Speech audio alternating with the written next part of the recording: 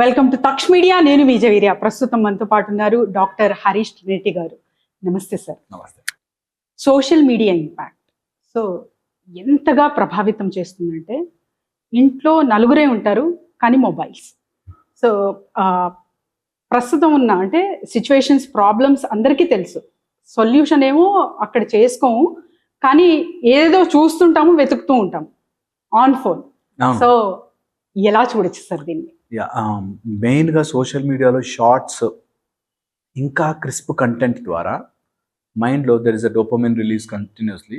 Problem solve అయిపోయినట్టు లేదా పెద్దదవుతున్నట్టు మనం ఎటు సెర్చ్ చేస్తే అవి పెరుగుతుంటాయి. అఫ్ కోర్స్ వ్యూస్ కూడా అంతే కదా. మనం ఏది సెర్చ్ చేస్తామో ఇంకా అవే సజెషన్ రూపంలో వస్తాయి కదా. మన మైండ్ కూడా అలాగే వెతుకుతూ ఉంటుంది.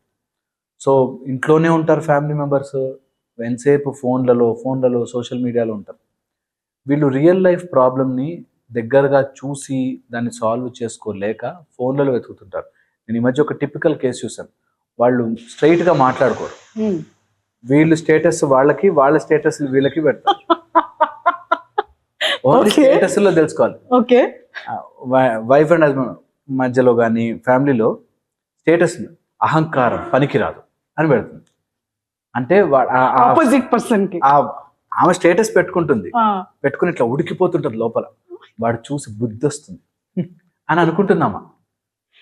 హౌ సిల్లీరా, నీ స్టేటస్లోకి వచ్చి చూసి అహంకారం పనికిరాదు అని ఆమె పెట్టగానే అది వాడు ఫీల్ అయిపోయి నా కోసమే పెట్టావా స్టేటస్ అని గొడవలు పడతారు. నాకు ఆశ్చర్యం వేస్తుంది. Why are you doing all that?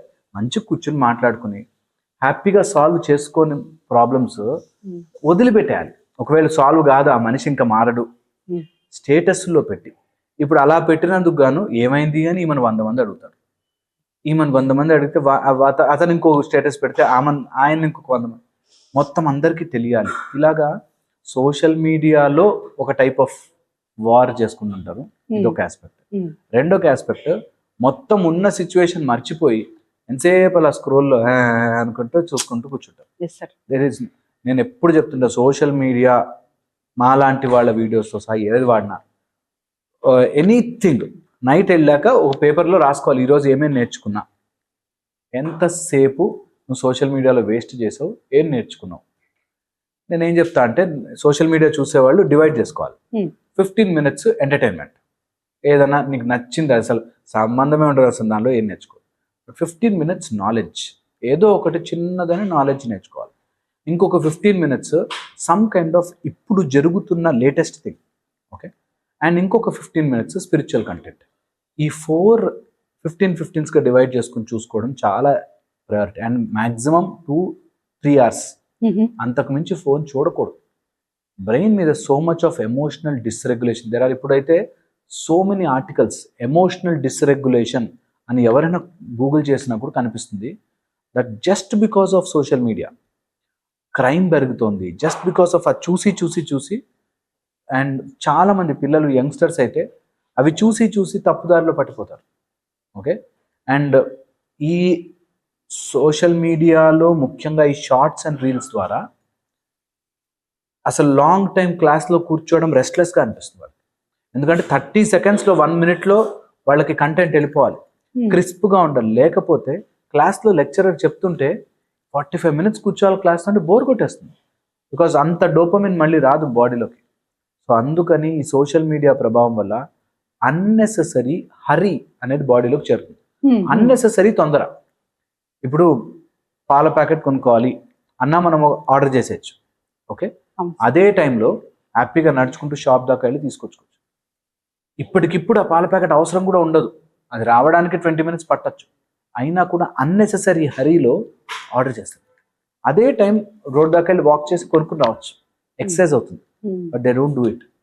That is the problem with social media and that is the problem with unnecessary hurry. తొందరగా అయిపోవాలి మనకు మనమే ఎమర్జెన్సీ క్రియేట్ చేసుకుంటున్నాం, ఓకే. అండ్ దట్స్ ఇప్పుడు నడుస్తున్న బిగ్ ప్రాబ్లమ్ అది, ఓకే. ఇది ఒక ఆస్పెక్ట్. దెన్ సోషల్ మీడియా, ఈ షార్ట్స్, రీల్స్ వాటి వల్ల ఏది పూర్తిగా తెలుసుకోరు. ఏది ఏ విషయం మీద పూర్తి అవగాహన రాదు.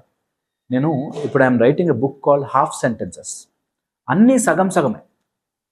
ఒక అతను స్టేటస్లో వాటిలో చూస్తే అసలు ఆయన మోటివేషనల్ కోట్స్ చూసామంటే అసలు మోటివేషనల్ స్పీకర్లకే మోటివేషన్ వస్తుంది. అలాంటి కోట్లు, సింహం ఇట్లా జూలు విదిలిచ్చింది, బల్లులు ఎగిరాయి, ఇలా ఏవో పెడతాడు. ఓకే, కానీ ఇంట్లో ఒకళ్ళు మాట్లాడుకోరు. వీళ్ళు మారరు, వీళ్ళకి బుద్ధి లేదండి అని వీళ్ళు ఎంతసేపు ఇంతే, ఒకళ్ళు మాట్లాడుకోరు. స్టేటస్లు చూస్తే అమ్మ బాబు ఇంతకంటే మంచి మనిషి ఎవరైనా ఉంటాడా అనిపిస్తుంది. ఓకే, పాయింట్ ఎక్కడ వస్తుందంటే ఇవన్నీ మీడియాలో కనిపించేదంతా కూడా హాఫ్ ముక్కలుగా నేర్చుకుంటారు. నేను ఎప్పుడు అంటుంటానండి, ఎవ్రీ టైమ్ ఐసే, నువ్వు షార్ట్స్ ద్వారా లేకపోతే చిన్న వీడియో బిట్ల ద్వారా జ్ఞానము or knowledge or right information పొందలేవు. అందులోని ఈరోజు మీడియాలో కూడా మనం చూస్తుంది అక్కడక్కడ ఇన్ఫర్మేషన్ ఉంటుంది, అన్నీ కలగలిపి చూసుకునేంత ఓపిక ఉండదు. సో షార్ట్ రూపంలో వాడు ఏమన్నాడో తెలియదు, వీళ్ళు ఏం కంటెక్స్టో తెలియదు, దాని అన్నిటిని జాయిన్ చేసుకుని గొడవ పెడతారు. ఇది ఇప్పుడు రియల్ లైఫ్లో ఎఫెక్ట్ చేస్తుంది. దట్ అన్నెసరీ షార్ట్ ఇన్ఫర్మేషన్ మొత్తం వేదాంతాలు కూడా ఒక షార్ట్లో వచ్చేయాలి. ఎలా వస్తుంది? రాదు. అలానే ఎక్స్పెక్ట్ చేస్తారు సార్, అంటే క్విక్ గా కావాలి. ఇప్పుడు ఒక 20 to 30 minutes వీడియో అప్లోడ్ చేస్తే దానికన్నా కూడా 1 minute షార్ట్ మిలియన్స్ లో వెళ్తుంది. అండ్ షార్ట్ లోంచి వచ్చినంత నిజమని నమ్మేస్తున్నారు. ఎస్, నాకు వర్స్ట్ పార్ట్ ఏంటంటే ఒక షార్ట్ ద్వారా నువ్వు నేర్చుకుని వావ్ అనుకున్నా నువ్వు మళ్ళీ దాన్ని వాడుకోలేవు. దాన్ని కంప్లీట్గా ఆ ఆథర్ కానీ అతను ఎవరైనా చెప్పింది సమగ్రంగా తెలుసుకోవాలి. ఇది నేను ఎన్నో రకాలుగా నేను నా బుక్స్లో కానీ వాటిలో కానీ రాస్తాను. అన్ని హాఫ్ తెలుసుకుని ఎటూ పోకుండా అయిపోతుంది లైఫ్. మీరు గమనించి చూడండి, లాస్ట్ 1 week బ్యాక్ వెళ్ళి ఎవరైనా సరే వీడియో చూస్తున్న ట్రాక్ బ్యాక్ చేసుకోవాలి. లాస్ట్ 1 week అంతా ఎంతసేపు నేను సోషల్ మీడియాలో ఉన్నా, ఏం నేర్చుకున్నా, ఏం ఉపయోగపడింది నా లైఫ్కి అని చూస్తే అబ్సల్యూట్ మినిమల్ ఉంటుంది, యూజ్ ఉండదు, ఊరికే అలా. ఇంకా వర్స్ట్ పార్ట్ చెప్తా మీకు. ఒక కామెడీ మనకి ఏదైనా వస్తే, బిట్ ఏదైనా వస్తే అది పూర్తిగా చదవం ఫార్వర్డ్ చేస్తాం ఫస్ట్. ఎగ్జాక్ట్లీ, అసలు చదవని కూడా చదవం ఫార్వర్డ్ చేస్తాం. ముందు నేను చదివేశాననే ఫీల్ లో అందరికి ఫార్వర్డ్ చేస్తాం.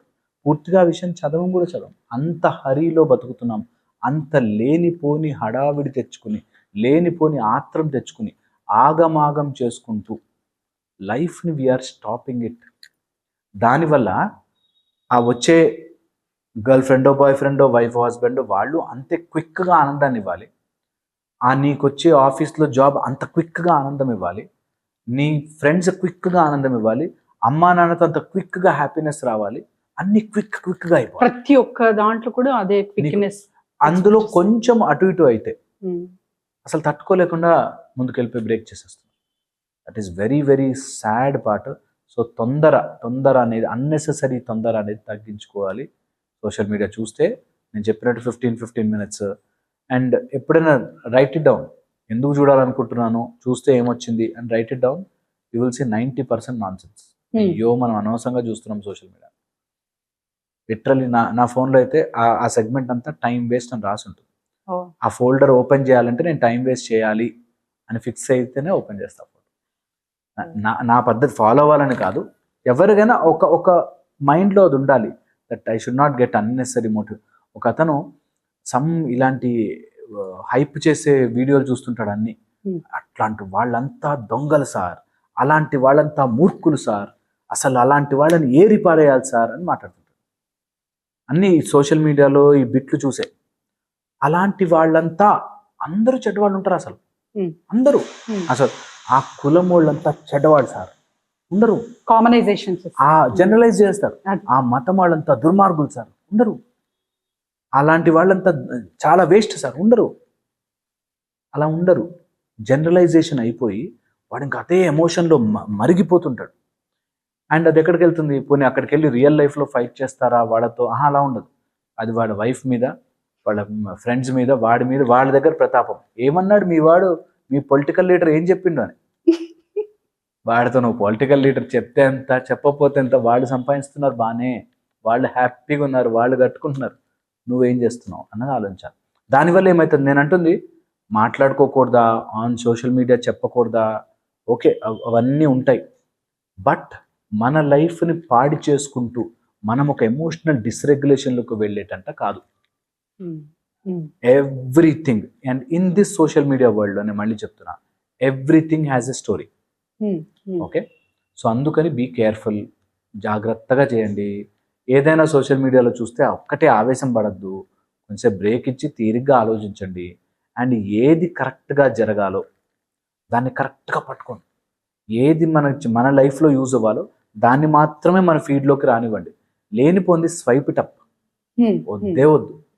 ఓకే, అది మనం సోషల్ మీడియాని వాడుకునే maybe method. The best answer ఇచ్చారు sir. Thank you so much.